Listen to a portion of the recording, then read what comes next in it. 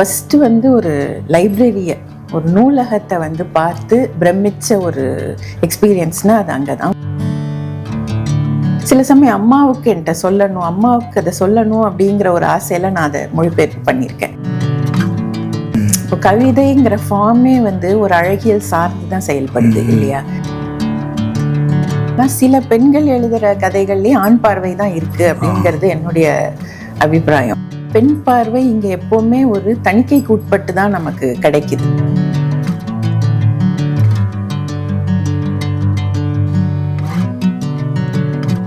தி literature show நேயர்களுக்கு வணக்கம். இன்றைக்கி நாம் பார்க்க போகிற எழுத்தாளர், மொழிபெயர்ப்பாளர், கவிஞர், எழுத்தாளர் அனுராதா ஆனந்த் அவர்கள். வணக்கம். வணக்கம். உங்களோட வாசிப்பு தொடங்கின இடம் எது அப்படின்னு தெரிஞ்சுக்கலாமா? எனக்கு வந்து எங்கள் அப்பா மூலமாக தான் வாசிப்பு அறிமுகமாச்சு. அது வந்து முதல்ல வெறும் இங்கிலீஷ் புக்ஸ் மட்டும்தான் நான் வாசித்தேன். அப்பா வந்து போர்ட்ரஸில் ஒர்க் பண்ணாங்க. அங்கே ஒரு ரொம்ப நல்ல ஒரு லைப்ரரி ஒன்று உண்டு. ஸோ சனிக்கிழமைகள் வந்து எனக்கு ஸ்கூல் லீவு, அப்பாவுக்கு பாதி நாள், ஹாஃப் அ டே. ஸோ அதனால் காலையில் அப்பா கூடயே வந்து ஆஃபீஸ்க்கு அவங்க கூட போகிறது அப்படிங்கிறது ஒரு ஹேபிட், ஒரு பழக்கமாகவே எனக்கு இருந்தது. காலையில் போயிட்டு முதல்ல எனக்கு ஃபஸ்ட்டு வந்து ஒரு லைப்ரரியை, ஒரு நூலகத்தை வந்து பார்த்து பிரமிச்ச ஒரு எக்ஸ்பீரியன்ஸ்னால் அது அங்கே தான். சுற்றி புத்தகங்கள், அதில் வந்து எனிட் பிளைட்டனோட ரொம்ப அழகான ஒரு ஆங்கில பதிப்பில் அந்த எனிட் பிளைட்டனோட என்சாண்டட் ஃபாரஸ்ட் அந்த புக்குகள்லாம் பார்த்து எனக்கு வந்து ஒவ்வொரு சனிக்கிழமையும் நான் அங்கே போய் ஒரு அரை நாள்னா நான் அப்போ ஒரு 10-11 மணிக்கு தான் போவாங்க. ஒரு 2-3 மணி நேரம் அங்கே உட்காந்து எப்படா சனிக்கிழமை வரும் அப்படின்னு நான் என்ன படிச்சுட்டு இருந்தீங்க அப்போ நான் வந்து எனக்கு ஒரு 12-13 வயசு, 10-12 வயசு. அது ஒரு விட்டு அதுதான் எனக்கு அர்லியஸ்டாக ஒரு புத்தகத்துக்கு மேலே ஒரு காதல் வந்த ஒரு தருணம்னா அதை தான் சொல்ல முடியும். ஆங்கில லிட்ரேச்சர் தான் முதல்ல. ஆமாம், முதல்ல அந்த குழந்தைகளுக்கு உண்டான அந்த எனிட் பிளைட்டன் அந்த மாதிரியான புத்தகங்களில் தான் ஆரம்பித்தேன் நான் படிக்கிறது. அதுக்கப்புறம் சீரியஸ் லிட்ரேச்சர்னு நீங்கள் வாசிக்க ஆரம்பிச்சது எப்போ? சீரியஸ் லிட்ரேச்சர் வந்து எங்கள் ஸ்கூலில் ஷேக்ஸ்பியர் இதெல்லாம் அப்பாவுக்கு தான் முதல்ல லிட்ரேச்சரில் ஆர்வம் இருந்தது. அவங்க தான் எனக்கு சொல்லி கொடுத்தாங்க. ஷேக்ஸ்பியர்லேருந்து அந்த இங்கிலீஷ் கிளாசிக்ஸ் அப்படின்னு சொல்கிற தாமஸ் ஹார்டி, இந்த ஹோமர், இலியட் எல்லாமே வந்து அவங்க தன்னார்வத்தினால படித்தாங்க. அதை எனக்கு சொல்லி கொடுத்தாங்க. எமிலி டிக்கின்சன், சில்வியா பிளாத் எல்லாமே எனக்கு அப்பா மூலமாக தான் படிச்சிருக்கேன். ஆமாம், ஒரு 10 வயதில், ஒரு 15-16 நான் அதெல்லாம் படிக்க ஆரம்பிச்சிருக்கேன். அதுக்கப்புறம் எழுதலாம் அப்படின்னு உங்களுக்கு தோணுனது இப்போ? இது எனக்கு இந்த கிளாசிக்ஸ் படிக்கும்போதே இங்கிலீஷில் எழுதிட்டு இருந்தேன்னா, நம்ம அது எப்படியும் கட்டுரைகள் ஸ்கூலில் வர அந்த இது எழுதும்போது அதோட சேர்த்து கொஞ்சம் எக்ஸ்ட்ராவாக எழுதணும் அப்படிங்கிறத ஒரு ஆர்வம் வந்தது. அதனால் நான் ஒரு கதைகள்னு நான் எழுதின ஞாபகம் இல்லை. ஆனால் சில ஈவெண்ட்ஸ், ஒரு அனெக்டோட்ஸ்னு சொல்லுவாங்க, சில பத்திகள் அந்த மாதிரி எழுதியிருக்கேன்னா. கல்லூரியில் வந்து கதைகள் எழுதின கல்லூரி மேகசின்ல, அதுவும் ஆங்கிலத்தில் தான். அப்படி எழுத ஆரம்பிச்சதுக்கப்புறம் புனைவுக்கோ அல்லது கவிதைகளோ சொந்தமாக எழுதி நான் ஒரு கவிதை எழுதிட்டேன் அப்படின்னு நீங்கள் ஃபீல் பண்ண தருணம் இருக்கா? அது கல்லூரியில் வந்து நம்ம எல்லாருமே வந்து முதல்ல கவிதைகள் எழுதுவோம் இல்லையா அந்த வயதில். அதனால் கல்லூரியில் நான் நிறைய கவிதைகள் எழுதினேன். அப்போ நான் தமிழ்லேயும் கொஞ்சம் சில கவிதைகள் எழுதியிருக்கேன். கவிதைகள்னு நான் இப்போ சொல்ல மாட்டேன், ஆனால் அது எழுதினேன். அது அப்படிதான் ஆரம்பிச்சது. அது கவிதைகள் இல்லை, ஆனால் அப்போது அது ஒரு பெரிய பரவசமாக, அது ரொம்ப நமக்கு ஏதோ ஒரு எக்ஸ்ட்ராவா ஸ்பெஷலாக மற்றவங்களுக்கு வராத ஒரு விஷயம், நம்ம சொல்கிற சென்டென்ஸாக சொல்லாமல் அப்படி ஒரு கவிதையாக சொல்கிற மாதிரி அது ஒரு வேற மாதிரியான ஒரு ஃபீலிங் இருந்தது. ஆனால் அது தமிழில் நீங்கள் எழுதிட்டீங்க. அதுக்கு முன்னாடி தமிழ் வாசிப்பு உண்டா? தமிழ் வாசிப்புன்னு இல்லை, ஆனால் தமிழ் மேலே ஆர்வம் இருந்தது. அது எங்கள் வீட்டில் வந்து அந்த பக்தி இலக்கியங்கள் நிறையா டெய்லியே அதை வந்து சொல்லணும் அப்படிங்கிறது ஒரு பழக்கமாக இருந்தது. அது அம்மா மூலமாக வந்தது தமிழ்.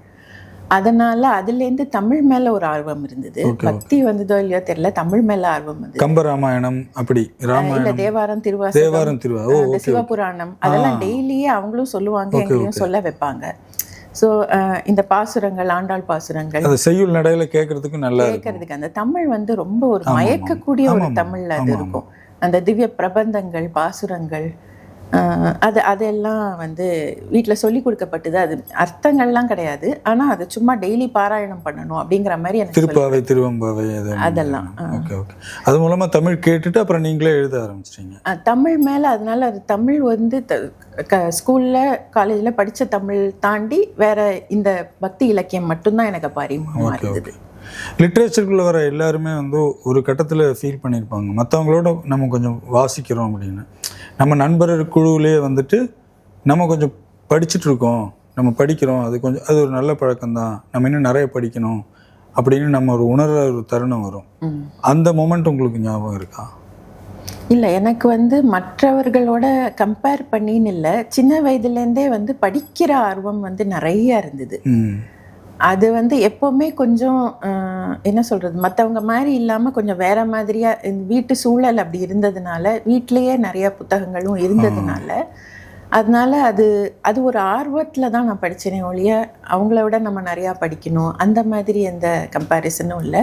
ஆனால் மற்ற எந்த ஆக்டிவிட்டியை விட படிக்கிறதுல வந்து எனக்கு வந்து ஒரு ஆர்வம் இருந்தது. இப்படி வாசித்து எழுதிட்டு போயிட்டு இருக்கும்போது யாரோ ஒரு ரைட்டர் நம்மளை ரொம்ப இம்பேக்ட் பண்ணியிருப்பாங்க.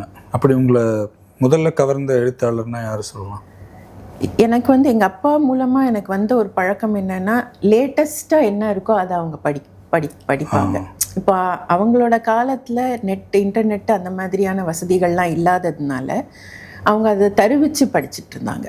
அதுக்கு கொஞ்சம் கால கேப் ஒன்று வரும். அங்கே அவங்க பப்ளிஷ் ஆகிட்டு இங்கே வர்றதுக்கு கிட்டத்தட்ட பல ஆண்டுகள் கூட ஆகும். அந்த டைமில் எனக்கும் வந்து அந்த லேட்டஸ்ட்டாக இப்போ என்ன எழுதிட்டு இருக்காங்க இங்கிலீஷில் அப்படிங்கிறதுல எனக்கு நிறைய ஆர்வம் இருந்தது. வெளிநாட்டிலேருந்து கொண்டு வந்து இல்லை இங்கே சில இடங்களில் கிடைக்கும். அந்த மாதிரி பெகின் பாதம்ஸ் மாதிரி கடைகளில் கிடைக்கும். அந்த புக்ஸ் எல்லாம் வாங்கி படிப்பாங்க. அந்த மாதிரி லேட்டஸ்ட்டாக உள்ள கவிதைகள் படிக்கணும், அந்த இப்போ எழுதின கதைகள் படிக்கணுங்கிறது அப்பாவுக்கு அப்புறமும் நான் அதை தொடர்ந்து பண்ணிக்கிட்டே இருந்தேன். அப்புறம் நம்ம காலத்தில் அது ரொம்ப ஈஸியாக நெட்டில் கிடைக்க வந்தது. அதனால் அதை நான் எப்போவுமே அந்த வருஷம் பிரசுரமான கவிதைகள் கதைகள் இல்லை அந்த பூக்கர் பிரைஸ் இந்த மற்ற விருதுகளுக்கு பரிந்துரை செய்யப்பட்ட இல்லை அந்த லாங் லிஸ்ட்டில் ஷார்ட் லிஸ்ட்டில் உள்ள கதைகள் கவிதைகள் அதை நான் எதுக்குன்னு தெரியல, ஆனால் அதை நான் தொடர்ந்து படிச்சுக்கிட்டே தான் இருந்தேன். தமிழ் வாசிப்பு அப்படிங்கிறது எனக்கு புதுமை பித்தன் நான் சொல்லணும். புதுமை பித்தன் எனக்கு அவருடைய முதல்ல நான் படித்த கதை கடவுளும் கந்தசாமி பிள்ளை. அது ஒரு டக்குன்னு நமக்கு ஒரு நம்ம மொழியில் கூட அந்த ஆங்கிலத்துக்கு ஈக்குவலண்ட்டாக கூட இல்லை, அந்த அளவுக்கு ரொம்ப பிரமாதமான கதைகள் இருக்குது அப்படின்னு. ஆனால் நான் கொஞ்சம் லேட்டாக தான் அந்த தமிழ் வாசிப்பு நான் ஆரம்பித்தேன். என்னுடைய லேட் டீன்ஸ் இல்லை 20களில் புதுமை பித்தன். அது லேட் இல்லை ஆக்சுவலாக, இல்லை என்னுடைய மற்ற வாசிப்பை கம்பேர் பண்ணும்போது கொஞ்சம் லேட் ஆகிடுச்சு. அப்படி நீங்கள் தமிழுக்கு வரும்போது அந்த கம்பேரிசன் உங்களை டிஸ்டர்ப் பண்ணிச்சா தமிழ் படிக்கிறதுக்கு? இல்லை, எனக்கு ரொம்ப மகிழ்ச்சியாக இருந்தது. ஆமாம், இங்கே இவ்வளோ நல்லா எழுதுகிறாங்களே, இதுக்கு எந்த வகையிலையும் ஆங்கில இலக்கியத்துக்கு குறைஞ்சது இல்லையே அப்படிங்கிற மாதிரி ஒரு பெருமையாக ரொம்ப மகிழ்ச்சியாக இருந்தது. அப்போலேருந்து தமிழ் நான் தொடர்ந்து படிச்சுட்ருக்கேன். அப்படி நீங்கள் தமிழில் பார்த்து வியந்த மாஸ்டர்ஸ்னால் யார் சொல்லுவீங்க? ஒருத்தர் நிறைய பேர் சொல்லலாம். புதுமை பித்தன், தீஜா. எனக்கு தீஜாவுடைய அந்த எல்லா இதுவும் ரொம்ப பிடிக்கும். தீஜா, அப்புறம் கீராவோடது நிறைய படித்தேன். அப்படி வரிசையாக நான் படிச்சுக்கிட்டே வந்தேன். கவிதையும் சிறு புனைவும் சேர்ந்தே படிச்சுட்டு இருந்தேன். ஓகே. இப்போ அப்பா சொல்லி ஆங்கில இலக்கியம் படிச்சுட்டு அதுக்கப்புறம் நீங்களாக கண்டு தமிழ் இலக்கியம் நானாக தான் பார்த்து படித்தது. மொழிபெயர்ப்புக்குன்னு நீங்கள் இப்போ பரவலாக பேசப்படுற ஒரு எழுத்தாளராக இருக்கீங்க. மொழிபெயர்ப்பு கவிதைகளை எழுதும்போது அந்த ஒரு கவிதையை படிச்சுட்டு இதை மொழிபெயர்க்கணும் உந்துதலில் நீங்கள் இப்போ எழுதுறீங்க. இப்போ இணையம் வந்துடுச்சு, நீங்கள் எது வேணால் எழுதி இணையத்தில் போடலாம், தொகுப்பாக போடலாம். பத்திரிகைகளில் கேட்கப்படும் போது அவங்க சொல்கிறத எழுதுவீங்களா அல்லது உங்களோட தேர்வுகளை அனுப்பிச்சு எழுதுவீங்களா? இல்லை, நம்ம மொழிபெயர்ப்புங்கிறது எப்படி ஆரம்பித்தேன்னா, அது ஒரு இப்போ நமக்கு 2 மொழி தெரியும், ஆனாலும் தமிழ் தான் முதல் மொழி. ஏன்னா வீட்டில் பேசக்கூடிய மொழி அதுதான். நம்ம என்னதான் நான் இங்கிலீஷ்லேயே நிறையா வாசிப்பு இருந்தாலும் நம்ம பேசுகிற புழங்குற மொழி தமிழ் தான். அதனால் நமக்கு இங்கிலீஷில் என்ன படித்தாலும் நம்ம மனசுக்குள்ளே அது டிரான்ஸ்லேட் ஆகி தான் நம்ம புரிஞ்சுக்கிறோம். ஆக்சுவலாக இங்கிலீஷ்லேயே நம்ம யோசிக்கிற அளவுக்கு அப்படி இல்லை. அப்படி இருக்கும்போது சில சில விஷயங்கள் படிக்கும்போது இது தமிழ்லையும் அழகாக இருக்கே அப்படின்னு நமக்கு தோணியிருக்கு எனக்கு. ஒன்று. இன்னொன்று, அந்த ஷேக்ஸ்பியரோட 14 வரி கவிதைகள் சானட்ஸ்னு இருக்குது. அது வந்து அப்பாவை படிக்கும்போது சில சமயம் அம்மாவுக்கு என்கிட்ட சொல்லணும், அம்மாவுக்கு அதை சொல்லணும் அப்படிங்கிற ஒரு ஆசையில் நான் அதை மொழிபெயர்ப்பு பண்ணியிருக்கேன். அது வந்து ஒரு என்ன சொல்கிறது, அது ஒரு அமெச்சூர்த்தனம். அந்த வயதில் வந்து அதை அவங்களுக்கு சொல்லணும் அப்படின்னு அவங்கக்கிட்ட அதை பகிர்ந்துக்கணும் அப்படிங்கிற ஒரு ஆர்வத்தில் அதை மட்டும் நான் பண்ணியிருக்கேன். அதுக்கப்புறமா மற்றது நான் தேர்வு பண்ணும்போது எனக்கு வந்து எந்த கதைகளோ கவிதைகளோ பிடிச்சிருக்கோ அதை தான் நான் மொழிபெயர்ப்பு பண்ணேன். இது வரைக்கும் முதலாக தடத்தில் வந்தது ஒரு 15 கவிதைகள் வந்தது. அது எல்லாமே அந்த காலத்தில் கரெக்டாக அந்த 2017 வந்ததுன்னு நினைக்கிறேன். 2017 இல்லை 16 அந்த 2 வருஷங்களுக்குள்ள பிரசுரமான புத்தகங்கள்லேருந்து தற்கால ஆங்கில கவிதைகள்னு அப்படின்னு. அது எனக்கு அந்த கவிதைகள் நான் தடத்தில் அனுப்பும்போது ஏதாவது 1, 2 இல்லை 3, 4 போடுவாங்கன்னு நான் நினச்சி அனுப்புனது. அது அத்தனையுமே வந்ததுனால அந்த மாதிரியான ஒரு தொகுப்புகள் கொண்டு வரலாம் அப்படின்னு எனக்கே ஒரு கான்ஃபிடென்ஸ் வந்தது. அதுக்கப்புறமா அதுதான் எண் 7 போல விளைவுகளும் அதுக்கு விருதெல்லாம் கூட கிடைச்சது இல்லையா? ஆமாம், ஆத்மாநாம் விருது கிடைச்ச. இந்த மாதிரி தற்கால கவிதைகளை நீங்கள் வாசிக்கிறது எது மூலமாக வாசிக்கிறீங்க? அப்போ அங்கே பத்திரிகைகளை எப்படி ஃபாலோ பண்ணுறீங்க? நிறைய இணையத்தில் நிறைய பத்திரிகைகள் இருக்குது. நான் வந்து என்னுடைய டாட்டர் லண்டனில் இருக்குது, அதனால் அங்கே போயிட்டு வரதும் நிறையா ஃப்ரீக்வெண்ட்டாக அங்கே போகிற வாய்ப்பும் எனக்கு இருக்குது. அங்கே காலேஜஸோட அந்த ஸ்டூடெண்ட்ஸோட இன்ட்ராக்ஷனில் எனக்கு தெரியுது. ஏன்னா உங்களுடைய சமூக ஊடக பக்கங்களை பார்க்கும்போது புதுசாக நிறைய கவிஞர்களை நீங்கள் நிறைய எழுத்தாளரை அறிமுகப்படுத்துறீங்க. அப்போ நான் அதை நினைக்கிறது உண்டு. ஏன்னா இப்போது தமிழ்லேயே ஒரு எழுத்தாளர் ஒரு 6வது 7வது கவிதை படைப்பெல்லாம் வரும்போது தான் போய் பார்த்தா அவர் அதுக்கு முதல்ல தமிழில் நிறைய இணையத்தில் எழுதிட்டு இருக்காருன்னெலாம் தெரிஞ்சு நானே யோசிச்சிருக்கேன், எப்படி இவரை ஃபாலோ பண்ண விட்டோம் அப்படின்னு. நிறைய பேரை நான் ஃபாலோ பண்ணுறதில்ல. பட் நீங்கள் இந்த சூழலில் அது கிடைக்கிறதே கஷ்டமாக இருக்கும்போது வெளிநாட்டில் பல்வேறு ருஷ்யாவாக இருக்கட்டும், ஜப்பானாக இருக்கட்டும், கொரியா எழுத்தாளர்லாம் நீங்கள் கொரிய கவிஞர்களோடதெல்லாம் நீங்கள் எழுதினதை நான் பார்த்தது இல்லை. அது எல்லாமே இங்கிலீஷில் அவங்க எழுதினது, இங்கிலீஷில் வந்தது. அதை நீங்கள் எப்படி ஃபாலோ பண்ணுறீங்கிறத இணையம் அவங்க எல்லாருமே நான் இப்போ சமகால கவிஞர்கள் அப்படின்னு அறியப்படுறவங்க எல்லாருமே மேற்குலகத்தில் ஒன்று லண்டனில் இருக்காங்க, இல்லை யூஎஸில் உள்ள கவிஞர்கள். அவங்க எல்லாருமே ஆங்கிலத்தில் எழுதுறாங்க. அவங்க வந்து புலம்பெயர்ந்து வந்தவங்களா இருக்கும், இல்லை அகதிகளாக வந்தவங்களா இருக்கும். அந்த மாதிரியே ஒழிய நான் மோஸ்ட்லி சில 1, 2 தவிர 2வது மொழிபெயர்ப்பாக நான் பண்ண மாட்டேன், பண்ணுறதில்ல. Okay okay. ஏன்னா அது ஏற்கனவே ஒரு தடவை மொழிபெயர்ப்பு பண்ணும்போதே நமக்கு நிறைய விஷயங்கள் அதில் டைல்யூட் ஆயிடும். என்னோட அது ஒரு கேள்வி வச்சிருந்தேன் நான். ஆமாம், அதுதான் இதில் கிட்டத்தட்ட இந்த சமகால ஆங்கில கவிதைகள்னு சொல்றது எல்லாமே ஆங்கிலத்திலேருந்து தான் மொழிபெயர்த்திருக்கேன். அவங்க நேரடி ஆங்கிலத்தில் நேரடி ஆங்கிலத்தில் கொரிய கவிஞராக இருந்தாலும் நேரடி ஆங்கிலத்தில். Okay okay okay. ஏன்னா எனக்கு அந்த ஒரு கேள்வி இருந்தது. ஏன்னா எப்பவுமே அது ஒன்று சொல்லுவாங்க, மூல மொழியிலிருந்து இப்போ நிறைய குட்டி இளவரசன் ஆகட்டும், வெண்ணில இரவுகளாகட்டும், எந்த ஒரு பெரிய படைப்பாக இருந்தாலும் மூல மொழியிலிருந்து மொழிபெயர்க்கப்பட்டது அப்படின்னு எழுதுவாங்க. அந்த புத்தகம் நான் மறுபடியும் எக்ஸ்ட்ரா வாங்குவேன், என்ன டிஃப்ரென்ஸ் இருக்குன்னு பார்க்கறதுக்கு. ஆனால் நம்ம அவங்களோட கொரியன் மொழியெல்லாம் நமக்கு தெரிஞ்சுக்கிறதுக்கு வாய்ப்பு இல்லை. ஒரே ஒரு கதை மட்டும், குல்சாரோட கதை, ரவி நதியை கடந்து அப்படின்னு, அது வந்து ஹிந்தியிலேருந்து நான் மொழிபெயர்ப்பு பண்ணேன். ஹிந்தி உங்களுக்கு நல்ல ஓரளவுக்கு தெரியும். கவிஞர் குல்சாரோட அவர் வந்து நிறைய சினிமா கவிதைகள் எழுதினவர். அவர் வந்து ஒரு நல்ல சிறுகதையாளரும் கூட. ஒரு சிறுகதை தொகுப்பு போட்டிருக்காரு. அதில் அந்த ராவி பாருங்கிற அந்த கதையை மட்டும் நான் ஹிந்தியிலேருந்து மொழிபெயர்ப்பு பண்ணேன். மற்றது எல்லாமே ஆங்கிலத்தில் எழுதப்பட்டது, ஆங்கிலத்திலிருந்து மொழிபெயர்ப்பு. இல்லை, சிலது 1, 2 வந்து அவங்க வேற மொழியில் எழுதி, இந்த பர்ராவோடது வந்து அவர் ஸ்பானிஷில் தான் எழுதுவார். அந்த மாதிரி ரொம்ப அபூர்வமாக தான் அது 2வது மொழிபெயர்ப்பாக நான் எடுத்துப்பேன். ஓகே. அந்த கரு உங்களை இதை மொழிபெயர்க்கணும்னு தூண்டணும். அப்படி நீங்கள் ஒரு கருவை மொழிபெயர்க்கணும்னு தூண்டும்போது அந்த கவிதையோட அழகியலுக்காக மொழிபெயர்க்கணும்னு தோண்டுவீங்களா, இல்லை அந்த கவிதை பேசுகிற அரசியலுக்காக மொழிபெயர்க்கணும்னு நினைப்பீங்களா? ரெண்டுமே வந்து ரொம்ப முக்கியம். இப்போ கவிதைங்கிற ஃபார்மே வந்து ஒரு அழகியல் சார்ந்து தான் செயல்படுது இல்லையா? இப்போ உரைநடைக்கும் கவிதைக்கும் என்ன வித்தியாசம்னு நீங்கள் கேட்டிங்கன்னா, உரைநடையோட ஏதோ ஒரு விதத்தில் கொஞ்சம் அழகாக, கொஞ்சம் மேம்பட்டு, இன்னும் கொஞ்சம் இம்பேக்ட்ஃபுல்லாக நம்மளை பாதிக்கக்கூடிய ஒரு தன்மையில் சொல்கிறது தான் ஒரு கவிதை. அப்போ அந்த கவிதைங்கிற அந்த வடிவத்துக்கே அழகியல் ரொம்ப முக்கியமா இருக்கு. அழகியல்னு நான் சொல்றது அலங்காரம் கிடையாது, அதுக்கே உண்டான ஒரு அழகியல். அலங்காரமே இல்லாத எழுதின, எந்த அலங்கார சொற்களும் இல்லாம எழுதின ரொம்ப உன்னதமான கவிதைகள் உண்டு இல்லையா? அது மாதிரி ரெண்டுமே எனக்கு முக்கியம். அரசியல் வந்து ரொம்ப ரொம்ப முக்கியம். ஏன்னா உங்களோட கவிதைகள் அந்த அரசியல் கூறு நீங்க தேர்ந்தெடுத்து மொழிபெயர்த்த நிறைய கவிதைகள்ல அந்த ஒடுக்கப்பட்டவங்களோட வலி அல்லது அந்த பெண்கள் இது பண்ற பிரச்சனைன்னு அந்த அந்த நிலத்தோட அரசியலை பிரதிபலிக்கிற கவிதைகள் தான் நிறைய நான் பார்த்தேன். அதே சமயம் அழகியலும் இல்லைன்னு சொல்ல முடியாது. ஸோ நீங்கள் அது உங்கள் மைண்டு எந்த பாயிண்ட்டுக்கு அதிகமாக உந்துது அப்படிங்கிறது ஒரு கேள்வி இருந்தது. அது ரெண்டுமே முக்கியம்தான் நீங்கள் சொல்கிறீங்க. ரெண்டுமே முக்கியம்தான். இன்னொன்று, நான் இதை வந்து நான் ஒரு இதுவாக பண்ணலை, இந்த ஒரு ரீசனுக்காக பண்ணலை. ஆனால் நான் மொழிபெயர்ப்பு பண்ணது முக்கால்வாசி பெண்கள், அப்புறம் பால் புதுமையினர், அந்த டிரான்ஸ் விமன், டிரான்ஸ்ஜெண்டர் பீப்புள், இந்த மாதிரி கவிதைகள், இல்லை கருப்பினத்தவர்கள், ஒடுக்கப்பட்ட அந்தந்த நாட்டில் ஒடுக்கப்பட்ட மக்கள், இவங்களோட கவிதைகளை நான் நிறையா மொழிபெயர்ப்பு பண்ணுறேங்கிறது பண்ணதுக்கப்புறம் தான் எனக்கே அது ஒரு கருவாக இருந்திருக்கு.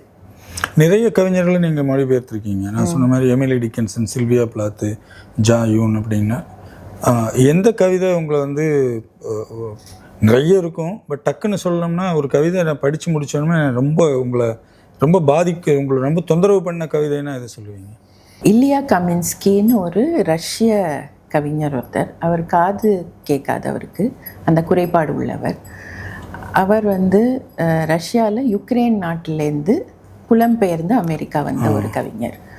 அவர் வந்து ஒரு டெஃப் ரிப்பப்ளிக் அப்படின்னு ஒரு தொகுப்பு ஒன்று போட்டிருக்காரு. எனக்கு இது வந்து 10 வருடங்களுக்கு மேலே ஆச்சு. ஆனால் இதுதான் எனக்கு இன்றைக்கு வரைக்கும் என்னை ரொம்ப பாதித்த ஒரு தொகுப்பு அப்படின்னு நான் சொல்வேன்.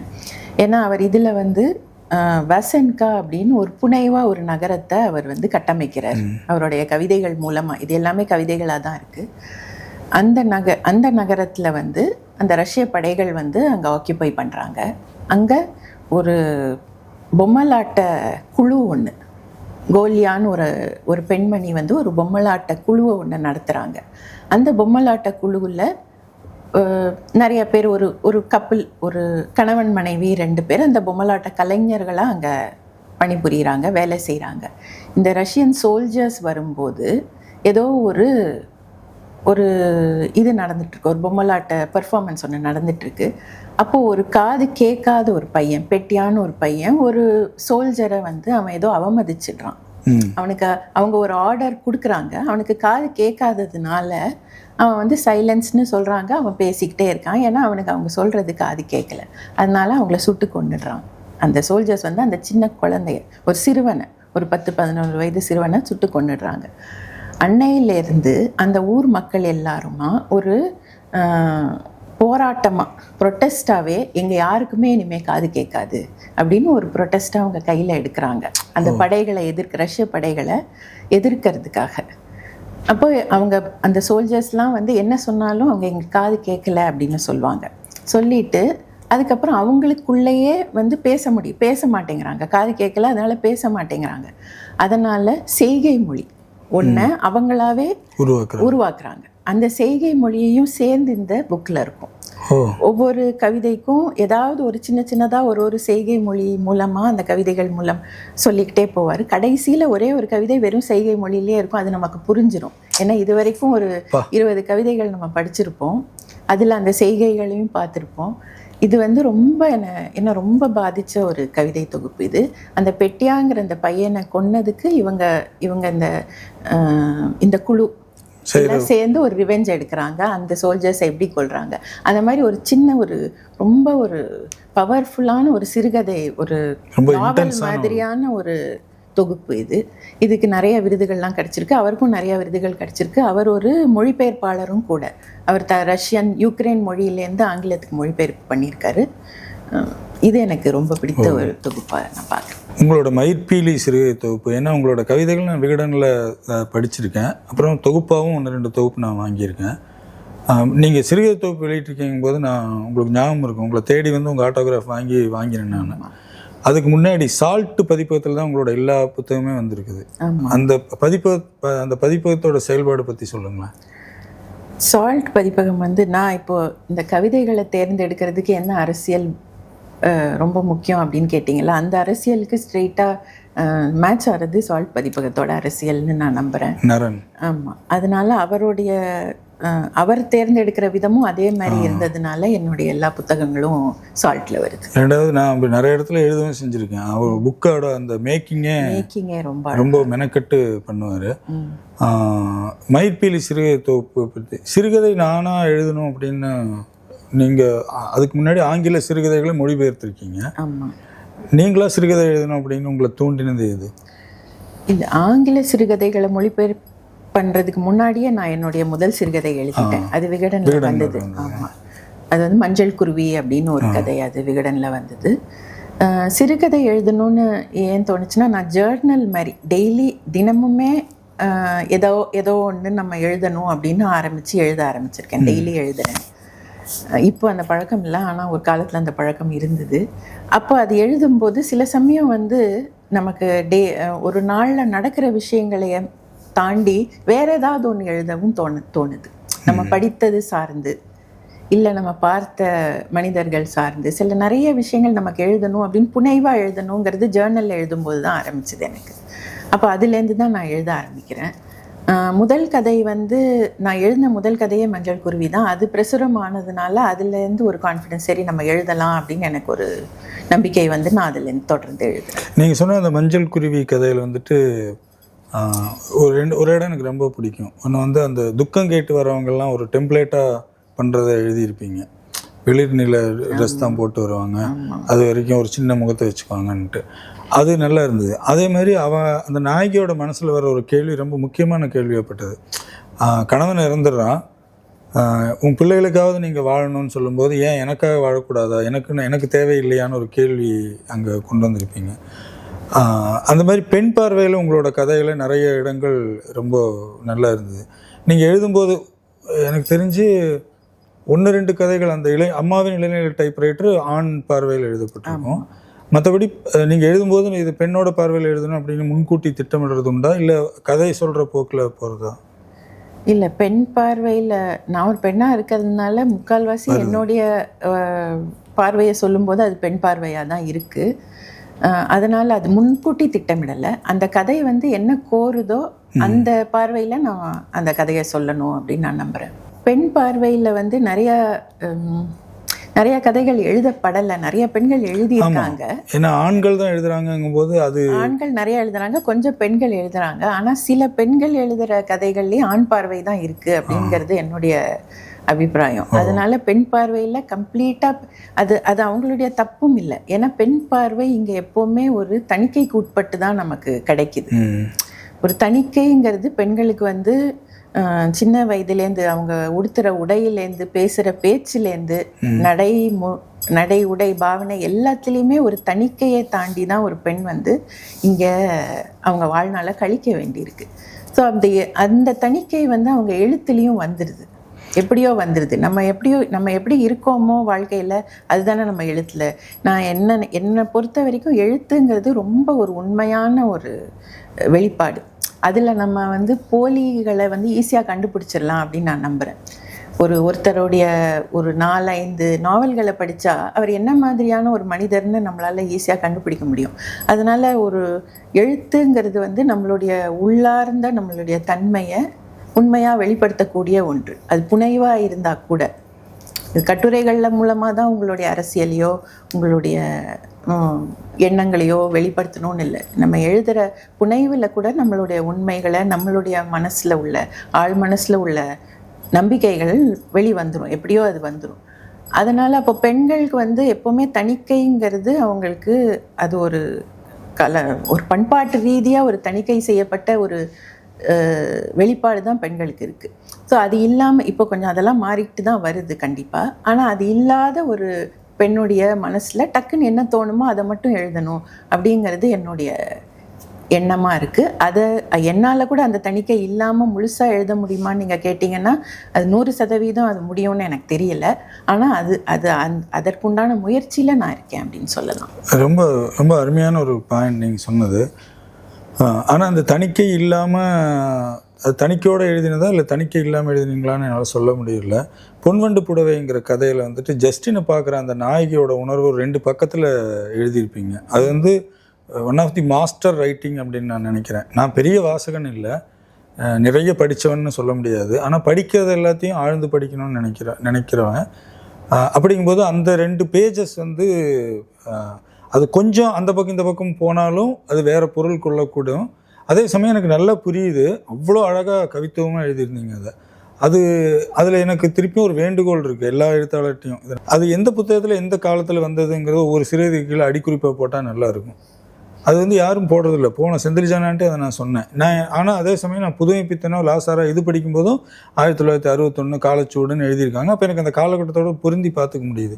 அது ரொம்ப நல்ல ஐடியா, அது போடணும். ஆமாம், அது யாருமே பண்ணுறதில்ல, எந்த எழுத்தாளரும். இப்போ எனக்கு இப்போ தோணுது, புதுமை பித்தன் படிக்கும்போது அவர் எந்த காலகட்டத்தில் எழுதினாருங்கிறது பார்க்கறது, அவரோட செல்லம்மாள் கதை எப்போ வந்து, இது எப்போ வந்து, ஏன் அந்த ஊர்லேருந்து கோடம்பாக்கம் என்ற கிராமத்துக்கு போனான்னு ஒரு வரியை நான் படிக்கும்போது 64 கோடம்பாக்கம் கிராமமாக பார்க்கப்பட்டுச்சான்னு எனக்கு ஒரு காலத்துக்குள்ளே நான் போயிட்டு வரேன் இல்லையா, அது எனக்கு கிடைக்க மாட்டேங்குது. 2வது, எந்த ஒரு பத்திரிகை இது இவ்வளோ இந்த இன்டென்ஸான ஒரு இதை அப்படியே போட்டிருக்காங்க, இல்லைன்னா அது மாற்றுங்க, இது ரொம்ப எல்லாத்துக்கும் ஒரு மாதிரி இருக்குது, பெண்கள் இப்படியெல்லாம் யோசிக்கலாமான்னு கேட்பாங்களோன்னு ஒரு. பொன்வண்டு புடவையில் நீங்கள் சொன்ன அந்த 2 பக்கத்தை நான் வந்து நானே தணிக்கை பண்ணணுமா வேண்டாமான்னு அது எழுதி ஒரு வருஷம் இல்லை, ஒரு 7-8 மாதங்கள் கழித்து தான் நான் அதை வந்து பத்திரிகைக்கு அனுப்புகிறேன். ஏன்னா முதல்ல வந்து அது வேண்டாம் அப்படின்னு நினச்சிது. ஒரு 10 வயது பெண் வந்து தன்னுடைய ஒரு செக்ஷுவாலிட்டியை முதல் தடவை உணர்கிற ஒரு தருணத்தை நான் நினைக்கிறேன், அது தமிழ் இலக்கியத்தில் அதை எழுதவே இல்லை யாருமே. ஒரு ஆண் வந்து தான் எப்போ அவனுக்கு அந்த உணர்ச்சிகள்லாம் வருதுங்கிறது நிறைய பேர் எழுதியிருக்காங்க. ஆண் பார்வையில் பெண்கள் சில பேர் எழுதியிருக்காங்க, பெண்கள் எப்படி உணர்றாங்கன்னு. ஆனால் அதில் பெருசாக உடன்பாடு இல்லை.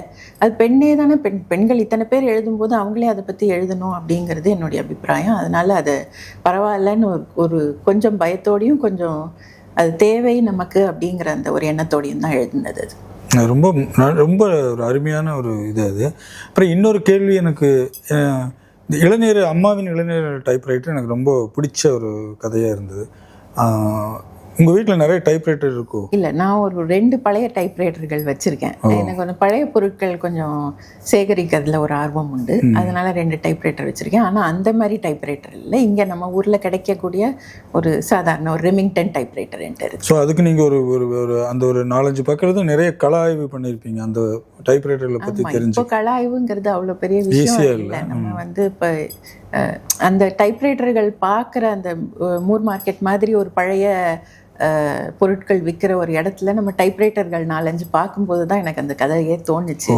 நீங்கள் கதைகள் எழுதும்போது ஒரு வரி வந்து நேரடியான உரைநடை, பேட்டியில் முதல்லே சொன்னீங்க. இப்போது ஒரு கதையில் வந்து சிறுபிள்ளைத்தனம் நினைக்கிற எல்லாத்தையும் சிறு பிள்ளைகள் அப்படியே காமிச்சிடுறாங்க, பெரியவர்கள் உள்ளே பூட்டி வச்சு வேஷம் போடுறாங்கன்னு ஒரு வரி எழுதியிருக்கீங்க. இது டைரக்டான வரி.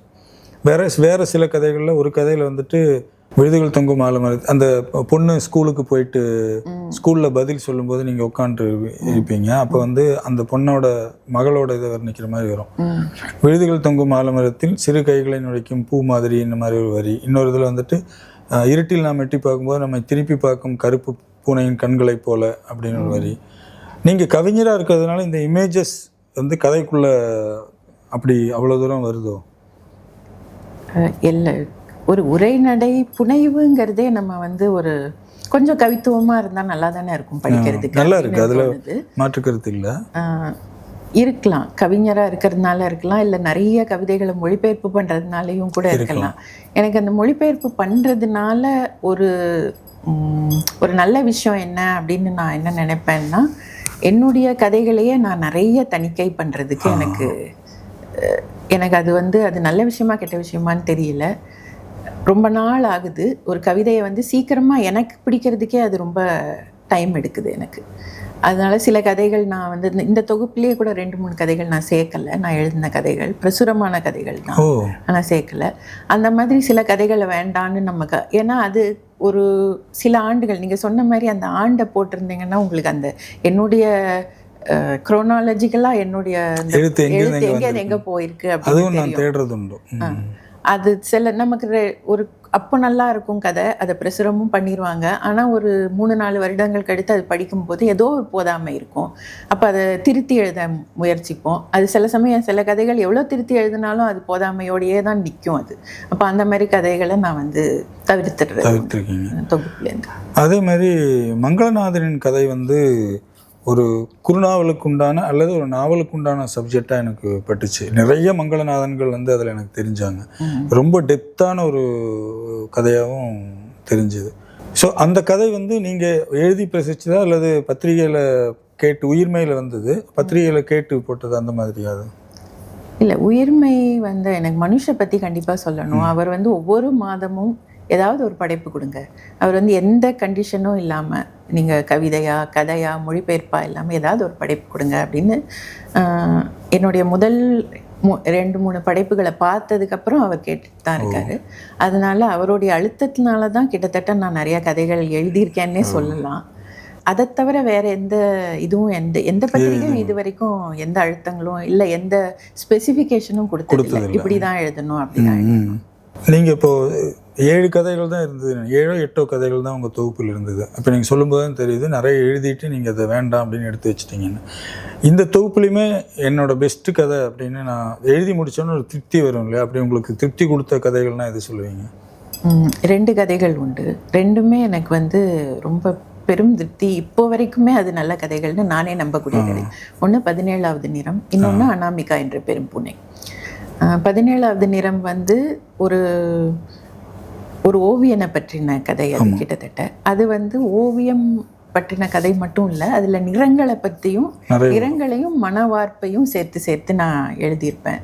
எனக்கு ஓவியத்துலேயும் ஓரளவுக்கு ஆர்வம் உண்டு. ஓவியம் நிறைய எழுத்துங்கிறது நமக்கு ரொம்ப மன அழுத்தம் தர விஷயமா எழுத்து வாசிப்பு இருக்கும்போது நம்ம நேராக போகிறது ஓவியம், இமேஜஸ் தான், ஓவியங்கள் தான்.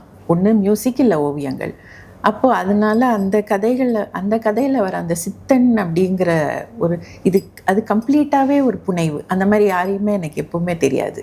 மற்ற கதை மாந்தர்கள் அது நம்ம அங்கே பார்த்த கொஞ்சம் பேர் இங்கேருந்து கொஞ்சம் அங்கேருந்து கொஞ்சம் அப்படி பிச்சு சேர்த்தது அப்படின்னு எல்லாம் சொல்லலாம். ஒரு டைப்ரைட்டரை பார்த்தோன்னே வந்தது. இது வந்து எதுவுமே இல்லாமல் இதுதான் நீங்கள் பிரம்மா இதில் உருவாக்கின எல்லாமே நீங்களாக உருவாக்கி எல்லாமே நான் எனக்கு தோணின ஒரு கதையாக நான் அது பார்க்குறேன். இன்னொன்று அது வந்து அந்த 17வது நிறம் வந்து வாசகசாலை இணைய பத்திரிகையில் வந்தது. அது வந்து காலையில் தான் அது அவங்க அந்த இதழ் வெளியே வருது. அந்த அன்னைக்கு ஈவினிங்லேருந்தே எனக்கு வந்து நிறைய அதுக்கு ரெஸ்பான்ஸ் வந்தது. அதனால எனக்கு அது ரொம்ப பிடித்த கதை. இன்னொன்று அனாமிகா என்ற பெரும் பூனை வந்து அது உயிர்மையில் வந்த கதை. அதில் வந்து ஒரு உருவகேலி செய்யப்பட்ட ஒரு பெண்ணுடைய மனவார்ப்பை பற்றி அது பேசுது. இப்போ இங்கே வந்து எல்லாரும் ஆண்கள் பெண்கள் எல்லாருக்குமே அந்த உருவகேலிங்கிறது அந்த சின்ன வயசுலேருந்து அது வரக்கூடிய ஒன்று தான். ஆனால் பெண்களுக்கு வந்து அது ஆண்கள், நான் நினைக்கிறேன் ஒரு கட்டத்தில் ஆண்கள் வந்து வேறு ஏதாவது ஒரு சாதனைகள் செய்து வேறு ஏதாவது பராக்கிரமங்கள் செஞ்சு அந்த உருவகேலியை அவங்க எப்படியாவது அதை இது பண்ணிடுறாங்க, அதை சரி பண்ணிடுறாங்க, அதை சமன்படுத்திடுறாங்க. ஆனால் பெண்களால் அவங்க என்ன பண்ணாலும் அவங்க உருவமாகவும் ஒரு பர்சனாகவும் அவங்க அந்த அழகுங்கிறது பெண்களுக்கு ரொம்ப முக்கியமாக இந்த பண்பாட்டில் பார்க்கப்படுற ஒரு விஷயம். அப்படிங்கிறதுனால ஒரு குண்டா இருக்கிற ஒரு பெண்ணுனால சாதாரணமான ஒரு வாழ்க்கையை இங்கே வாழ முடியாத ஒரு சூழல் இருக்குது. ஸோ அந்த மாதிரி ஒரு பெண் தன்னுடைய டிப்ரெஷனை, தன்னுடைய அந்த பிறழ்வுகளை அவங்க எப்படி சரிப்படுத்திக்கிறாங்க அப்படிங்கிறத பற்றின ஒரு கதை. அது வந்து இது எப்படி 17வது நிறம் எப்படி முற்றிலுமாக ஒரு கற்பனை கதை அப்படின்னு நான் சொன்னேனோ, இது வந்து கிட்டத்தட்ட இது எனக்கு தெரிந்த ஒரு தோழியோனுடைய கதை அப்படின்னு வச்சுக்கலாம். இது அந்த கதை படிக்கும்போது நிறைய பேரோட கதையாகவும் அது இருக்கும்னு தோணுச்சு. மேபி அதில் வந்துட்டு உருவம் அந்த பருவனான உருவம் பேசப்படுது. அதை தாண்டி வெவ்வேறு ஆளுகளுக்கு வெவ்வேறு இதாக இருக்கலாம். ஆனால் அது ஒரு ஆமாம் ஆமாம் பெயின்ஃபுல்லான ஒரு கதை. பருமனான உருவம், அப்புறம் இந்த தோலினுடைய நிறம், நம்மளுடைய நிறமே கருப்பு தான், திராவிட நிறம். ஆனால் அது பெண்களுக்கு மட்டும் அது வந்து கருப்பான பெண்கள் வந்து அப்புறம் உயரம் பெண்கள் தான் ரொம்ப பேசப்படுவாங்க. உயரம் நான் நினைக்கிறேன் ஆண்களுக்கு, குட்டையான ஆண்கள் ரொம்ப பாதிக்கப்படுவாங்கன்னு நினைக்கிறேன். கருப்பான பெண்கள் ரொம்ப பாதிக்கப்படுறாங்க. இந்த மாதிரி நிறைய விஷயங்கள் வந்து அவங்களுக்கு எந்த கண்ட்ரோலும் இல்லாத ஒரு உருவத்தையோ இல்லை நம்ம தோலினுடைய நிறத்தையோ நமக்கு அது மேலே நமக்கு அது வந்து இயற்கையாக அமையிற ஒரு விஷயம். அதை நம்ம மாற்றவும் முடியாது, அதை நம்ம கோரவும் முடியாது. அந்த மாதிரி ஒரு விஷயத்தை வச்சு ஒரு மனிதனை, ஒரு மனுஷியை கேலி பண்ணுறது, மட்டம் தட்டுறது அப்படிங்கிறது ரொம்ப ஒரு மோசமான ஒரு மனப்பாங்கு. அது இங்கே நிறைய நடக்குது. அதை கொஞ்சம் மாற்றணும் அப்படிங்கிறது என்னுடைய அபிப்பிராயம். உங்களுக்கு ரொம்ப மகிழ வச்ச ஒரு பாராட்டுன்னா எதை சொல்லுவீங்க? மகிழ வச்ச பாராட்டுன்னா நிறையா இருக்குது. சில எதை சொல்லன்னு எனக்கு தெரியல. இந்த அம்மாவின் இளநிலை டைப்ரைட்டருக்கு வந்து நிறைய பேர் பாராட்டினாங்க. அவங்க வந்து வாசந்தி வந்து அவங்களுக்கு எனக்கு ஒரு கடிதம் ஒன்று எழுதினாங்க மெயிலில். அது இதில் வந்து அம்மாவின் உயிர் மெயிலில் தான் வந்தது. அதை படிச்சுட்டு அவங்க எனக்கு ஒரு கடிதம் எழுதினாங்க. ரொம்ப நல்லா இருக்குது, நான் ஒரு பழம்பெரும் எழுத்தாளர், நான் டெல்லியில் இருக்கேன் அப்படின்னு. எனக்கு வாசந்தின்னா நல்லா தெரியும், ஆனால் அவங்க அவ்வளோ தன்மையாக தன்னை வந்து இன்ட்ரடியூஸ் பண்ணிக்கிட்டு ஒரு கடிதத்தில் அது ரொம்ப நல்லா இருக்குது, நீங்கள் தொடர்ந்து எழுதுங்க அப்படின்னு சொன்னாங்க. அது ஒரு பெரிய ஊக்கமாக இருந்தது. 17வது நிறத்துக்கு ஒரு ரீல்ஸ் எல்லாம் போட்டாங்க. அந்த கதை ரொம்ப நல்லா இருக்குது அப்படின்னு நிறைய வாசகர்கள் ரீல்ஸ் போட்டாங்க. அதுக்கப்புறம் எனக்கு நிறைய எழுதுனது கொஞ்சமாக இருந்தாலும் நிறைய எனக்கு அதுக்கு உண்டான பின்னூட்டங்கள், நிறைய ரெஸ்பான்ஸ், வாசகர் கடிதங்கள், இமெயில் வந்திருக்கு. ஜென்சிஸ் படிக்கிறது இல்லைன்னு சொல்கிறாங்களே, அதை பற்றின உங்களோட அபிப்பிராயம் என்ன? ஜென்சிங்கிற அந்த ஒரு ஜென்ரேஷனே வந்து அவங்க வேறு மாதிரியான மனவார்ப்பு கொண்டவர்கள்.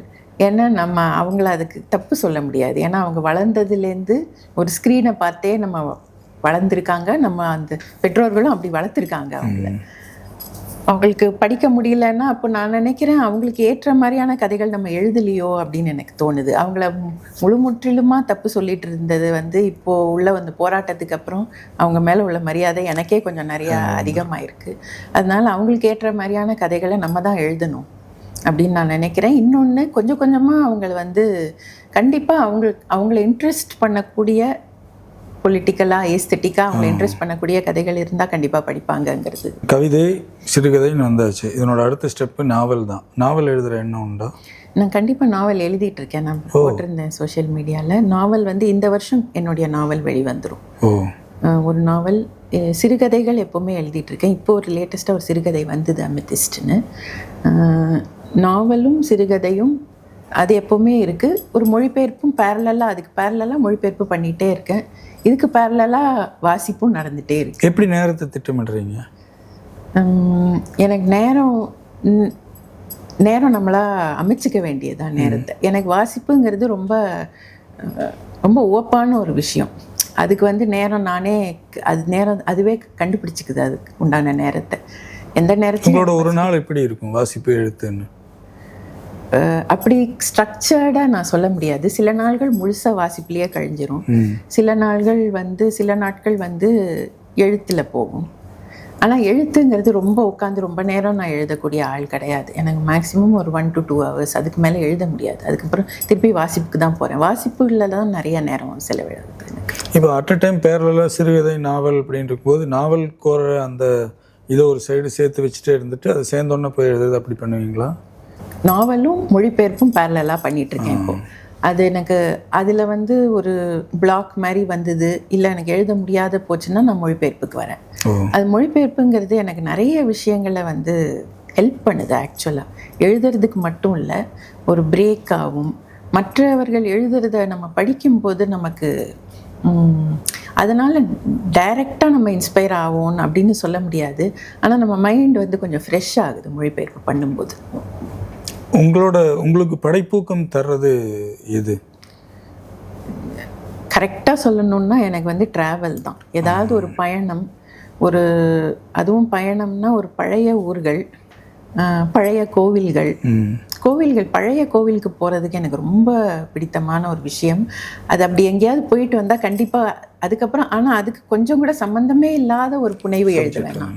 ஆனால் அது எழுத முடியுது.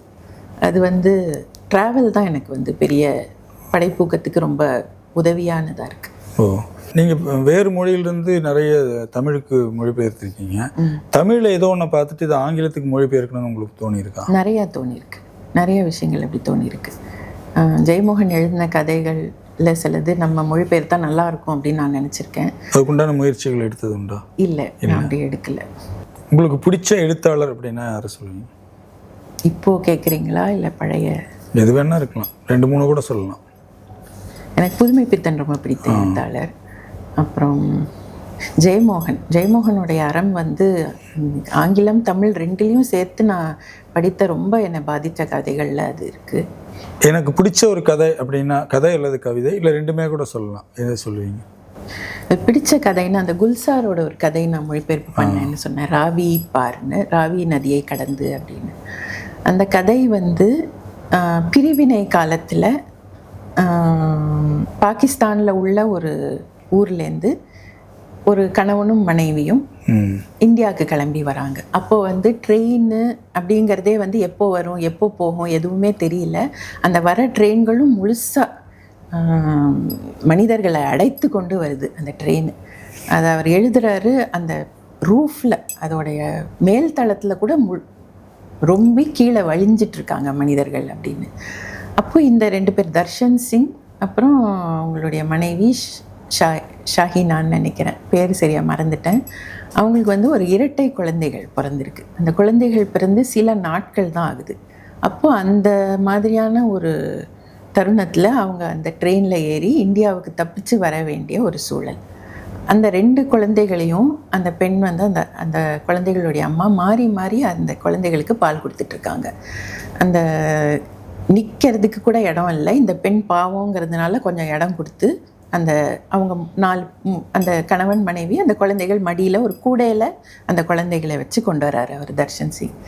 அப்போ அந்த குழந்தைகளில் வந்து ஒரு குழந்தை வந்து இறந்து போயிடுது. அது அவர் அந்த அப்பா பார்க்குறாரு, அந்த குழந்தைகளோட அப்பா பார்க்குறாரு, தொட்டு பார்த்தா சில்லுன்னு இருக்குது, அது இறந்து போயிடுச்சு. ஒரு குழந்தை உயிரோடு இருக்குது. இந்த ஒவ்வொரு 10 நிமிஷத்துக்கும் அந்த ட்ரெயின் வந்து நின்று வருது. அவங்க வந்து எப்போ போகும்னு தெரியல, கரண்ட் இல்லை, உள்ள லைட் இல்லை, எந்த இடத்துக்கு வந்திருக்கோம் அப்படின்னு அவங்களுக்கு தெரியல. ஏதோ ஒரு ஊரை விட்டு தப்பிக்கணும், உயிரை வந்து காப்பாற்றிக்கணும் அப்படிங்கிற ஒரு இதனால அந்த ட்ரெயினில் அவங்க வராங்க. ஊரில் அவங்க அம்மாவை விட்டுட்டு வராங்க. அவங்க அம்மா ரொம்ப வயசானவங்க, என்னால் வர முடியாதுன்னு சொல்லிட்டாங்க. அதனால் நிறைய அழுத்தங்களோட அந்த பிரிவினை காலத்தில் எந்த நேரம் யார் நம்மளை தாக்குவாங்கன்னு தெரியாத ஒரு நேரத்தில் அந்த ட்ரெயினில் வந்துட்டு இருக்கும்போது இந்த குழந்தை இறந்தது வந்து நிறைய பேருக்கு தெரியுது. அப்போது லாகூர் வந்து பாகிஸ்தானுடைய அந்த லாகூர் பக்கத்தில் ராவிங்கிற நதியை தாண்டி போயிட்டு இருக்கும்போது அந்த பெண்ணிட்டேருந்து அந்த இறந்த குழந்தைய வாங்கிறதுக்கு அந்த கணவன் ரொம்ப முயற்சி பண்ணுறாரு. அவங்க வந்து ஏதோ ஒரு அசாத்தியமான ஒரு தெம்போட அந்த கூடைய அந்த குழந்தையும் சேர்த்து கொடுக்க மறுக்கிறாங்க, பிடிச்சி வச்சுருக்காங்க அந்த குழந்தைய. அப்போது அவங்க கண் அசர்ற நேரத்தில் அப்போ அந்த ராவி நதியை கடந்து போகுது ட்ரெயின். யாரோ ஒருத்தர் அந்த கணவர்கிட்ட சொல்கிறார், அந்த தர்ஷன் சிங்கிட்ட, இந்த நதி வந்து ரொம்ப புனிதமான நதி, இந்த குழந்தைய தூக்கி அதில் போட்டுடலாம், நம்ம வேறு வழி கிடையாது, ஏன்னா எப்போ போய் சேருவோன்னு தெரியாது, அவ்வளோ நாள் ஒரு இறந்த குழந்தைய, பச்சை குழந்தது, அதை வச்சுட்டு நம்மளால் இருக்க முடியாது அப்படின்னு சொல்லும்போது, அப்போது அவர் வந்து அந்த ஒரு குழந்தை வந்து அவங்க மார்பில் பால் குடிச்சிட்டே இருக்குது, ஒரு குழந்தை மடியில் இருக்குது, அதை தூக்கி அவர் வீசுகிறார். அப்போ அந்த வீசின குழந்தை கத்து அழுது. இதுதான் அந்த கதை. இது வந்து இந்த கதையை வந்து எப்படி இது நம்ம தமிழ்நாட்டில் இங்கே இருந்தவங்களுக்கு அந்த பிரிவினையோடைய அந்த துக்கமோ எதுவுமோ நமக்கு பெருசாக தெரியாது, நமக்கு அது அவங்க சொல்லி தான் தெரியும். ஆனால் அங்கே உள்ளவங்க அந்த பிரிவினை காலத்தில் எவ்வளோ கஷ்டப்பட்டிருக்காங்க. ரொம்ப ஈஸியாக ஒரு 2 நாட்டு தலைவர்கள் வந்து பேசி ஒரு இடத்துல ஒரு இது இது இது உன் நாடு இது என் நாடு அப்படின்னு சொல்கிறது. இப்போ போருங்கிறதே அப்படி தானே, ரெண்டு தலைவர்களோட ஈகோவில் அது நடக்குது அப்படின்னு சொல்லி முடிவு எடுத்துடுறாங்க. ஆனால் அது மக்களுக்கு எல்லா விஷயங்களுமே, எந்த பெரிய தலைவர்கள் எடுக்கிற எல்லா விஷயங்களுமே சாதாரண மக்களை, பெண்களை, குழந்தைகளை அது எவ்வளோ பாதிக்குது, எவ்வளோ பெரிய பெரிய துன்பங்களும் துயரங்களையும் அவங்க சந்திக்கிறாங்க அப்படிங்கிறது வந்து எனக்கு அந்த கதையை படிச்சுட்டு ரொம்ப நாள் தூக்கமே வராமல் இருந்தது. அதனால தான் அதை மொழிபெயர்ப்பு பண்ணது. அதே மாதிரி ஒரு கவிதையை சொல்லுங்க அப்படின்னா எங்களுக்காக எந்த கவிதையை நீங்கள் படித்து காட்ட முடியும்? பெண் கவிஞர்களுடைய கவிதைகள் வந்து என்னால் ரொம்ப தொடர்பு படுத்திக்க முடியுது, ரொம்ப நல்லா தொடர்புபடுத்திக்க முடியுது. நான் வந்து எமிலி டிக்கின்சனுடைய ஒரு கவிதை, சில்வியா பிளாத்தோட கவிதை, ஒரு பண்டைய கிரேக்க கவிஞர் சாஃபோடைய ஒரு கவிதை நான் சொல்லலாம். இது வந்து எல்லாருக்கும் தெரிந்த ஒரு எமிலி டிக்கின்சனுடைய கவிதை. அவங்க வந்து ஒரு என்ன சொல்கிறது, ரொம்ப உள்ளொடுங்கிய ஒரு மனநிலை உடையவங்க. அவங்க ஒரு பூட்டின அறைக்குள்ளேயே தான் கிட்டத்தட்ட அவங்களுடைய முக்கால்வாசி வாழ்க்கையை அவங்க ஒரு அறைக்குள்ளே தான் கழிச்சாங்க. வெள்ளை உடைகள் மட்டும்தான் அணிவாங்க. இந்த மாதிரி நிறைய இந்த மாதிரி சில கூறுகள் உடையவங்க. அவங்களுடைய எந்த கவிதைக்குமே கிட்டத்தட்ட எந்த கவிதையுமே பிரசுரமாகலை அவங்க உயிரோடு இருக்கிற வரைக்கும். எல்லா கவிதைகளையும் எழுதி ஒரு நோட்டு மாதிரி தைச்சு அதை வந்து அவங்க உள்ளே வச்சுட்டாங்க. அவங்க இறந்ததுக்கு அப்புறம் தான் அவங்களுடைய தங்கை தான் அவங்களுடைய கவிதைகளெல்லாம் எடுத்து பிரசுரம் பண்ணது. எந்த கவிதைக்கும் தலைப்பே இருக்காது அவங்களுக்கு. இது வந்து எமிலி டிக்கின்சனுடைய கவிதை. தோல்வியை மட்டுமே கண்டவனுக்குத்தான் வெற்றியின் களிப்பு மிக உவப்பானதாய் இருக்கும். அமிர்தத்தை முற்றிலும் ருசிக்க பெரும் பசி தேவை. வெற்றியின் வாகை சூடிய ஒருவனால் கூட அதை தெளிவாக வரையறுக்க இயலாது. தோற்று இறந்து கொண்டிருப்பவனது தடைப்பட்ட காதுகளுக்கே வாதை மிகும் தூரத்து எக்காலம் மிக துல்லியமாய் கேட்கும். இது வந்து சில்வியா பிளாத்தோடைய கவிதை. இது அவங்க வந்து 18ஆம் நூற்றாண்டு. இது சில்வியா பிளாத் அதுக்கு அடுத்த வரவங்க. மிரர்னு ஆடிங்கிற ஒரு கவிதை எழுதியிருக்காங்க. இதில் வந்து இது ஒரு நீள் கவிதை. இதில் ஒரு 10 வரிகள் நான் படிக்கிறேன். ஆடி, நான் வெள்ளியாக துல்லியமாக முன்முடிவுகள் இல்லாது இருக்கிறேன். பார்ப்பனவற்றையெல்லாம் சடுதியில் அப்படியே முழுங்குகிறேன். விருப்பு வெறுப்புகளின் பனி மூடாமல். நான் கொடூரமானவள் அல்ல, உண்மையானவள். நாற்கோணமாக ஒரு சிறு கடவுளின் கண், லிட்டில் காட் அப்படின்னு சொல்லுவாங்க. அது எதிரில் உள்ள சுவரினை பற்றிய தியானத்திலேயே என் பெரும்பான்மை நேரம் கழிகிறது. அது இளஞ்சிவப்பு நிறத்தில் புள்ளிகள் உண்டானது. அவ்வளவு நேரம் அதை பார்த்து கொண்டிருந்ததால் அது என் இதயத்தின் ஒரு பகுதியாகிவிட்டது. இது ஒரு புத்திஸ்ட் மாதிரியே அங்கே ஒரு தியானத்தில் ஒரு இதை பார்த்துக்கிட்டே இருக்கிறதுனால அதுவும் என்னோட சேர்ந்தாயிருது. ஆனால் அது ஒளிர்ந்து ஒளிர்ந்து மறைகிறது. முகங்களும் இருட்டும் திரும்ப திரும்ப எங்கள் இருவரையும் பிரிக்கின்றன. அப்புறம் சாஃபோங்கிறவங்க வந்து ஒரு பண்டைய கிரேக்க கவிஞர். அவங்களோடது மட்டும் நீங்கள் பாடல்கள்னு குறிப்பிட்டிருந்தீங்க. ஏன்னா அவங்க அதை சாங்ஸ் அப்படின்னு தான் சொல்லியிருக்காங்க. பாடல்களாக பாடியிருக்காங்க அந்த சாஃபோவோட கவிதைகளை. அவங்க வந்து இந்த ஹோமர், இல்லியாத் அந்த மாதிரி பெரிய கிரேக்க கவிஞர்களை வந்து இவங்க 11வது மியூஸ் அப்படின்னு சொல்கிறாங்க. போய்டிஸ்ன்னு சொல்லப்படுறாங்க. போய்டஸ் அவங்க மட்டும்தான் ஒரு கவிஞர், கவிதாயினி அப்படின்னு அவங்க சொல்கிறாங்க. 11வது மியூஸ்னால் அந்த கிரேக்க தொன்மத்தில் வந்து 10 கலை கடவுளர்கள் இருக்காங்க. அந்த 10ஓட சேர்ந்து இவங்களோட ஒரு கடவுளாகவே அவர் வந்து சொல்கிறாரு உமர். அவங்களோட கவிதைகளில் வந்து அந்த காலத்தில் எழுதினதுனாலும் நம்மளால் இவ்வளோ அதை வந்து கனெக்ட் பண்ணிக்க முடியுது அப்படிங்கிறது ஒரு பெரிய ஆச்சரியமான விஷயமா இருந்தது எனக்கு. சூனியக்காரியின் பாடல்கள்னு சாஃபோவின் கவிதைகள். அதன் நஞ்சு அது பேர். கசந்து இனித்து தவிர்க்கவே முடியாது ஈர்க்கும், கை கால்களை வலுவிழக்கச் செய்யும் அதன் நஞ்சால் காதல் ஒரு சர்ப்பத்தை போல என்னை கொத்தி வீழ்த்தியது. எந்த காலத்தில் எழுதியிருக்காங்க இது. அவங்களோட இன்னொரு கவிதை, அந்த இமேஜரி வந்து ரொம்ப அழகாக இருக்கும் அவங்க கவிதைகளில். ஒரு பெண் படுத்திருக்காங்க. காலையில் சூரியன் உதிச்சு அவங்க கால்லேருந்து ஆரம்பித்து அந்த சூரிய ஒளி பட்டு வருது. அதை அவங்க சொல்கிறாங்க கோல்டன் ஷூஸ் பொன் சாப்பாத்துகளை அணிந்தது மாதிரி அந்த சூரிய ஒளி அவங்க பாதத்தில் படுறத அப்படி சொல்கிறாங்க. என் படுக்கையின் பக்கத்தில் நின்றபடி அவங்க படுத்திருக்காங்க. ஆனால் அவங்க வந்து இந்த மாதிரியான ஒரு அந்த காலத்தில் இந்த மாதிரியான ஒரு கவிதை தன்னைத்தானே பார்த்துக்கிற மாதிரி எழுதுகிறாங்க அவங்க. என் படுக்கையின் பக்கத்தில் நின்றபடி பொன் சாப்பாத்துகளை எனக்கு அணிவித்து என் படுக்கையின் பக்கத்தில் நின்று கொண்டு இக்கணம் விடியல் என்னை எழுப்பியது. சன் கிஸ்ஸிங்னு இப்போ இன்ஸ்டாவில் போடுறாங்க. அந்த மாதிரி தான் அப்பவே அதை எழுதியிருக்காங்க. ரொம்ப அருமை, ரொம்ப அருமை.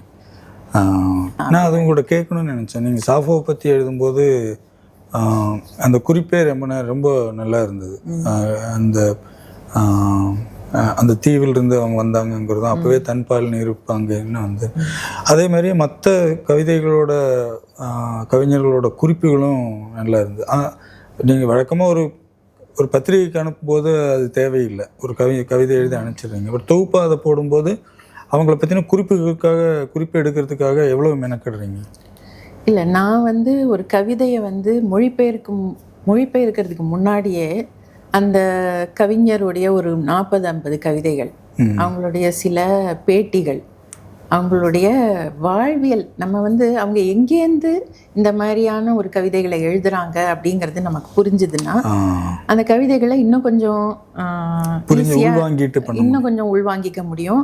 அவங்க சொல்ல வர்றது இன்னும் கொஞ்சம் நமக்கு நல்லா தெரியும் அப்படின்னு நான் நம்புகிறேன்.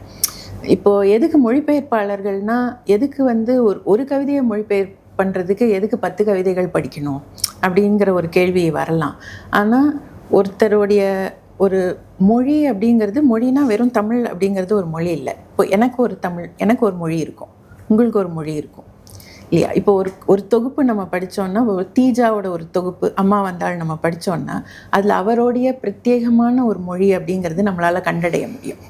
அப்போ அந்த மாதிரி ஒரு எழுத்தாளருக்கு பிரத்யேகமாக ஒரு மொழி இருக்குது, அதில் ஒரு டோன் இருக்குது, அது தொனி இருக்குது. அந்த தொனியெல்லாம் வந்து அந்த டோன் வந்து நம்ம கண்டடைஞ்சாதான் அது சரியாக மொழிபெயர்க்கும். அதுக்கு நிறைய கவிதைகள் படிக்கணும். அப்போது இதெல்லாம் பண்ணும்போது, அதனால் நான் மொழிபெயர்ப்பு பண்ணும்போதே அவங்கள பற்றின, அவங்க வாழ்வியலை பற்றின, அவங்களுடைய சூழல் இதெல்லாம் தெரிஞ்சு தான் நான் மொழிபெயர்ப்பு பண்ணுறேன். அதனால் குறிப்புக்குன்னு தனியாக நான் அங்கே வந்து எந்த ரிசர்ச்சும் பண்ணலை. அது மற்ற நம்ம மொழிபெயர்ப்பு படிக்கிறவங்களுக்கும் அதே அளவு கனெக்டிவிட்டி வரணும் அப்படிங்கிறதுக்காக அந்த குறிப்பை கொஞ்சம் மெனக்கிட்டு எழுதுகிறேன், அவ்வளோதான். நீங்கள் இப்போ விகடன் விருது, வாசகசாலை விருது, ஆத்மானம் விருதுன்னு நிறைய விருதுகளை வாங்கியிருக்கீங்க. ஒரு எழுத்தாளருக்கு விருதுகள் எவ்வளோ முக்கியம்னு நினைக்கிறீங்க? இது பொதுவாக எழுத்தாளர்கள்னு நம்ம கேட்காதுங்க. தமிழ் சூழலில் வந்து எழுத்தாளர்கள், அதுவும் இலக்கியம் சார்ந்து இயங்குறவங்களுக்கு வந்து பெயரோ இல்லை பொருளோ பெருசாக கிடைக்கிறது இல்லை. எதுவுமே இல்லாமல் உள்ள ஏதோ ஒரு பிசாசு வந்து தான் எழுத சொல்லுது அப்படின்னு நான் நினைப்பேன். ஏன்னா வெளியில் எந்த ஒரு அங்கீகாரம் கிடைக்குது, ஆனால் அதை தவிர வேறு எதுவும் இல்லை. இப்போ நமக்கு வந்து இலக்கியம் சார்ந்து ஒரு ஈடுபாடு இருக்குது அப்படிங்கிறதுக்காக குடும்பமும் அதே ஈடுபாடோடு இருக்கும்னு சொல்ல முடியாது. அப்போ அவங்க குடும்பத்தில் என்ன நினைப்பாங்க, மோஸ்ட்லி ஆண்கள் பெண்கள் எல்லாருக்குமே இந்த சிக்கல் இருக்கும்னு தான் நான் நம்புகிறேன். இது எதுக்காக இந்த வேலை, இது எதுக்காக இந்த வீணான வேலை, டைமை வேஸ்ட் பண்ணிக்கிட்டு அப்படின்னு இருக்கும்போது ஒரு விருதுங்கிறது வந்து அவருக்கு ஒரு பெரிய அங்கீகாரமாக இருக்குது. அந்த குடும்பத்துக்கு வந்து சரி, இவர் வந்து ஏதோ ஒன்று பண்ணுறாங்க, இந்த எழுத்தாளன் சும்மா டைம் வேஸ்ட் பண்ணல அப்படிங்கிற மாதிரியாவது இருக்குது அப்படின்னு. அதனால தமிழ் சூழலில் விருதுகள் ரொம்ப ரொம்ப முக்கியம் அப்படின்னு நான் நம்புகிறேன். அதில் நிறைய முரண்கள் இருக்கலாம், வெவ்வேறு அபிப்பிராயங்கள் இருக்கலாம், ஆனால் கண்டிப்பாக வந்து எழுத்தாளர்களுக்கு விருது முக்கியம். ரொம்ப நேர்மையான பதில், கரெக்டான பதிலும் கூட. மிக்க நன்றி உங்களோட டயத்தை கொடுத்து இவ்வளோ விரிவாக பேசினதுக்கு. உங்களோட அடுத்த நாவலுக்கும் நான் ரொம்ப ஆவலாக வெயிட் பண்ணுறேன். நிறைய எழுதுங்க. மிக்க நன்றி. நன்றி, எனக்கு அழைத்து என்னை இன்டர்வியூ பண்ணதுக்கு ரொம்ப நன்றி. மீண்டும் அடுத்த வாரம் இன்னொரு எழுத்தாளரோடு சந்திக்கலாம். நன்றி.